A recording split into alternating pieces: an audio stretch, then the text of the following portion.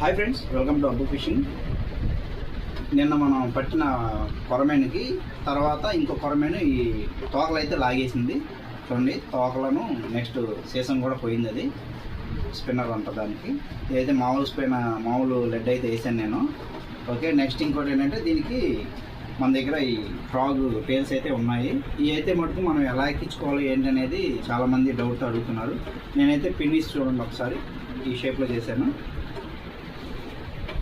పిన్నిస్ని ఒక సైడ్ ఉంచేసి ఇలాగ దీంట్లోంచి ఇలా లాగేసుకోండి.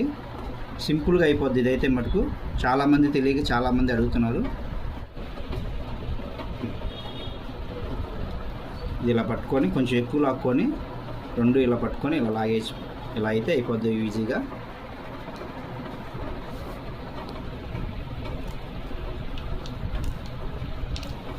ఓకే, చూడండి.